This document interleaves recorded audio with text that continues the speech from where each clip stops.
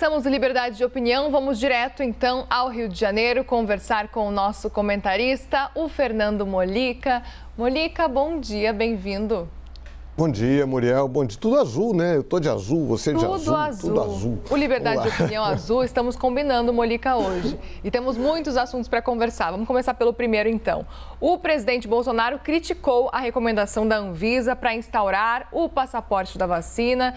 O chefe do executivo, ele falou sobre os efeitos da variante Ômicron e disse que, assim como ela, novas cepas devem surgir. Vamos assistir o que ele disse. Estamos trabalhando agora com a Anvisa, que quer fechar o espaço aéreo. De novo, porra! De novo vai começar esse negócio? O Omicron, vai ter um montão de vírus pela frente, um montão de variantes pela frente, talvez, peça a Deus seja errado, mas temos que enfrentar. Temos aqui o Braga Neto, à direita de vocês, ministro da Defesa. Ninguém vai ganhar guerra dentro da trincheira. Ninguém vai superar os problemas do Brasil dentro de casa. Chega do fica em casa, a economia a gente vê depois. Molica, como que você avalia mais uma declaração do presidente Bolsonaro sobre o passaporte da vacina?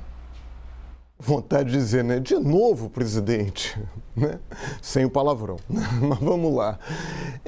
Olha só, ele, mais uma vez, ele deturpou essa ideia do passaporte da vacina, das medidas de prevenção. A Anvisa não propôs fechamento do espaço aéreo. O que a Anvisa propôs é algo que a grande maioria dos países faz. Quem está indo aí para os Estados Unidos, para a Europa, tem que fazer isso. Tem que ir lá, tem que se vacinar, mostrar que se vacinou, tem que fazer o teste. Então, assim, não é nenhuma novidade. São medidas de prevenção, de proteção da população de cada país, de proteção da economia daquele país. Então, essa história, fecha tudo, a economia vê depois, não. Vamos tomar cuidado para que não precisemos fechar a economia, coisa que nunca foi feita aqui no Brasil. Nunca houve um lockdown nacional, ao contrário do que houve em outros países, que agora que se recuperam com muito mais rapidez do que o Brasil, exatamente porque o Brasil vacilou por conta, principalmente, de atitudes do presidente da República, do governo federal. Então, o governo não quis adotar medidas radicais na hora em que essas medidas eram necessárias. O governo que criticou essas medidas na época em que era preciso tomá-las. Enfim, agora que se quer algo muito simples, tomar medidas de prevenção. Ali exigir vacinação, exigir teste. Aí o presidente fala, não, isso aí é atentado à liberdade individual. Caramba, né? O presidente, logo ele, né, que tanto defendeu e tanto defende a ditadura, aí sim um momento de restrição grave das liberdades individuais e liberdades sociais. É sempre uma questão básica, a gente vive em sociedade. É duro ficar repetindo sempre isso, mas vamos lá. A liberdade de cada um de nós é limitada pelo direito alheio. Eu adoraria poder não respeitar os radares de velocidade, mas eu tenho que respeitar. Se eu bebo, eu não posso dirigir. Eu tenho que respeitar o sinal vermelho, eu tenho que usar cinto de segurança, eu tenho que pagar impostos. É até engraçado que esse conceito de liberdade que o presidente tanto repete é até superior ao conceito de liberdade daqueles que defendem a legalização de todas as drogas. O álcool é liberado, o tabaco é liberado e uma série de outras drogas, maconha, cocaína, enfim, elas são proibidas. Então, quem defende a descriminalização dessas drogas, que já tem feito, por exemplo, como em Portugal, descriminalização do uso, alega o seguinte, olha, se eu consumir uma droga dessa, eu farei mal a mim mesmo. Então, eu posso fumar, cheirar, tal, desde que eu não dirija, desde que eu não faça nenhum gesto depois. Então, é engraçado que esse argumento do presidente é quase coincidente. Ele é até maior, ele diz, porque quando você está com uma doença transmissível e pode transmiti-la, pode levar essa doença para outra pessoa, você prejudica terceiros. Esse argumento do presidente pode ser usado, por exemplo, pelos defensores da liberação do aborto. Quem critica a liberação do aborto diz que ele não pode ser praticado porque afeta uma outra vida. O feto seria, assim, uma outra vida. E o presidente está dizendo, olha, eu posso estar contaminado, eu posso ir à rua sem máscara, eu posso não me vacinar, eu posso transmitir essa doença para terceiros, eu posso me aglomerar, desde que não seja no carnaval, Enfim, não é isso, é o direito da sociedade. O direito social tem prevalência. Vivemos em sociedade, temos que respeitar o direito do outro. Simples, né? Ainda sobre esse tópico, Molica, o ministro da Saúde anunciou que viajantes que não estão vacinados contra a Covid-19 vão precisar cumprir a quarentena de 5 dias para entrar aqui no Brasil. E aí, depois desse prazo, eles vão ser submetidos a testes para detecção da doença. Caso o resultado seja negativo, vão ser liberados para entrar aqui no Brasil. E aí, Queiroga parafraseou o presidente Bolsonaro e disse que, abre aspas, às vezes é melhor perder a vida do que perder a liberdade, fecha aspas. Vamos assistir. Essa questão da vacinação, como eu realcei, o que estamos fazendo tem dado certo, porque nós respeitamos as liberdades individuais e o povo brasileiro tem procurado as políticas públicas livremente. O presidente ainda há pouco falou, né? Às vezes é melhor perder a vida do que perder a liberdade. Não estamos aqui querendo fazer nenhum tipo de polemização, mas são direitos fundamentais e que eles têm a mesma importância e o nosso compromisso é com isso, é com a vida, é com a liberdade, é com a concretização das políticas públicas de saúde. Molica, como que você avalia essa medida do Ministério da Saúde sobre a quarentena de 5 dias e a fala também do ministro sobre vida e sobre liberdade? Primeiro, quarentena de 5 dias eu não tinha ouvido falar, né? No caso agora da Covid. Também há pouco tempo o Reino Unido fazia essa exigência, mesmo para vacinados, mesmo para pessoas com teste negativo, mas era uma quarentena maior, se não me engano, de 15 dias. Meu filho teve que fazer isso, ficou lá internado num hotel lá 15 dias, aí logo depois acabou essa exigência. Mas enfim, aí a quarentena de 5 dias. Na verdade, o que o governo fez ontem foi instituir o passaporte da vacina que não ousa dizer o próprio nome. Porque aí você chega para um turista ou então alguém que precise vir ao Brasil para negócios. Seguinte, ou você toma a vacina e traz e faz o teste, e traz aquele comprovante da vacina, ou você fica 5 dias isolado. O que você prefere? Né? Então, na prática, eu acredito que 99% das pessoas vão preferir tomar a vacina do que ficar 5 dias trancada num hotel, despesa desse hotel, como é o caso lá do Reino Unido. Enfim, então aí o governo toma essa medida para não ficar feio junto ao seu eleitorado mais radical, toma uma medida disfarçada, né? E aí inventa essa quarentena de 5 dias, quando todo mundo fala aí que o prazo seria pelo menos 14 dias. Enfim, agora no máximo, aí o ministro cai nessa história de novo da discussão da liberdade. A liberdade tem limites. O ministro é médico, ele é cardiologista.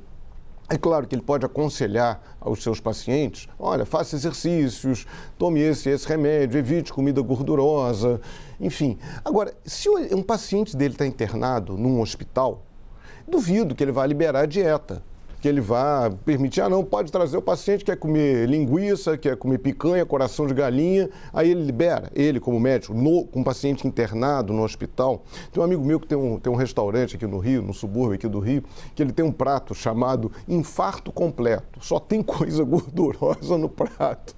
Será que o ministro liberaria esse prato para um paciente internado com problemas cardiológicos, em nome da liberdade desse paciente?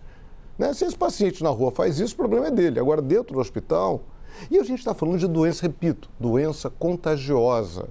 A Covid não é uma doença que as pessoas podem transmitir para outras pessoas. É da lógica da doença. Então, você tem que evitar. Não dá para falar aí em liberdade individual. A gente está falando em liberdade social, em segurança da sociedade no sentido mais amplo.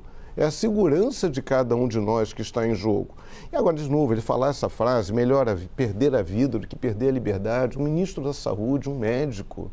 Eu tinha que perguntar isso, se é essa frase, se as pessoas parentes das pessoas que morreram, concordam com essa frase. Pessoas que morreram, muitas vezes, por conta de falta de prevenção, né, de falta de uso de máscara, de aglomerações estimuladas até pelo governo federal, pessoas que se contaminaram por conta da demora na utilização da vacina. Será que os parentes dos mortos concordam com essa frase, que é melhor perder a vida do que perder a liberdade? Será que as pessoas que tiveram a doença e sofrem sequelas da Covid até hoje, muito tempo depois, muitas terão essas sequelas pelo resto da vida, talvez, será que elas concordam com isso? Que elas acham muito legal que outras pessoas possam ir às ruas e contaminar outras pessoas? Será? Então, assim, é uma frase muito infeliz, é uma frase contraditória em si, porque a gente está falando liberdade coletiva, liberdade e segurança da sociedade, e é surpreendente que um médico possa dizer isso. A gente vai agora para o próximo tópico, Molica, que o ex-ministro da Justiça e o ex-juiz Sérgio Moro e também o ex-procurador Deltan Dallagnol, eles reagiram à decisão do Ministério Público Federal que pediu o arquivamento das acusações envolvendo o ex-presidente Lula, no caso que ficou conhecido como o Tríplex do Guarujá. De acordo com o Ministério Público, a idade de Lula, hoje com 76 anos, inviabilizaria a apresentação de uma nova denúncia. Como que você avalia, Molica, a decisão do MPF? É o que está na lei. Vamos lá, essa ideia da prescrição do crime, muita gente acha, que absurdo, então passa um tempo, a pessoa fica livre.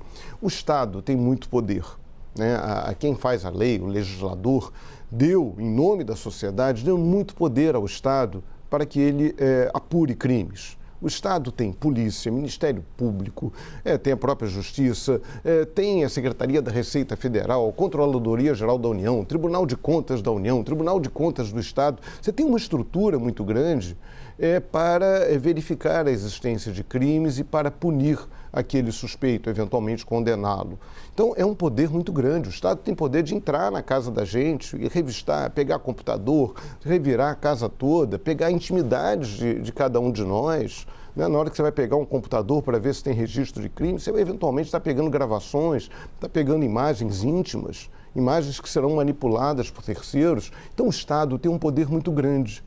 E esse poder, a gente está falando de um ex-presidente da República, uma pessoa que tem um poder, pelo menos um poder moral, tem um poder aí de contratar bons advogados, a gente fala aí de grandes empresários. O Brasil tem uma tradição de não punir pessoas relevantes, pessoas importantes, pessoas que têm poder político ou econômico, tem essa tradição no Brasil, é bom que seja quebrado. Mas a gente está falando também de cidadãos, como eu, você, Muriel, como espectador, pessoas comuns que, de repente, pode ter a máquina do Estado contra cada um de nós. Então, a lei que dá o direito do Estado de fazer isso tudo é a mesma lei que diz, mas Estado, olha, você tem um tempo para fazer isso. Não dá para você ficar fazendo isso a vida inteira. Você tem que, se você não consegue, num determinado período de tempo, mostrar que o fulano é culpado, não consegue reunir evidências legalmente para mostrar que fulano é culpado, desculpe, não dá mais. Então é isso a ideia da prescrição. Tem uma série de teorias do direito para isso, a ideia do esquecimento, a ideia de percorrer o tempo. Tem uma série de teorias, de justificativas para a ideia da prescrição do crime. Mas, em linhas gerais, é também uma forma de o cidadão se proteger. No caso de processos do Lula, houve um erro básico que o Supremo acabou corrigindo. É a questão, há suspeitas sobre o presidente? Havia suspeitas? Sim, havia suspeitas que mereciam investigadas, é claro que sim. O problema é que houve uma interpretação errada de que essas suspeitas de favorecimento do presidente por parte de empreiteiras estavam diretamente ligadas a situações na Petrobras, a contratos na Petrobras. E não estavam. Mesmo assim foi feita essa investigação, mesmo assim foi feito o processo, mesmo assim houve condenações. Aí o Supremo disse, olha, tem um problema, esses casos sim poderiam e deveriam ser investigados, mas não naquela vara de Curitiba, aquela vara federal que concentrava apenas casos que envolvessem diretamente corrupção de Petrobras, um toma lá da cá específico em relação à Petrobras. Então isso, o Estado teve tempo, teve recursos, teve capacidade, quebrou sigilo bancário, quebrou sigilo telefônico, divulgou até conversas íntimas. Você lembra daquela conversa que a então mulher do presidente, a Marisa Letícia, ela estava reclamando com o filho de manifestações lá, de um panelaço. Não tem nada a ver com corrupção, não tem nenhum ali naquela conversa nada que indique safadeza, corrupção. Ela estava apenas reclamando e falou um palavrão. na conversa com o filho.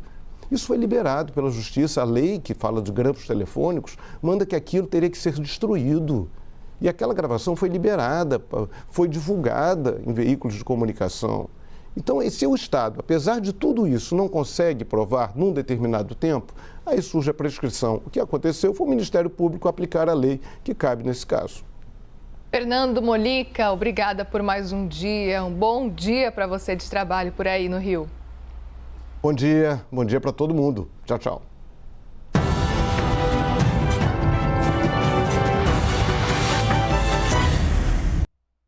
As opiniões emitidas pelos comentaristas do quadro não refletem necessariamente a posição da CNN.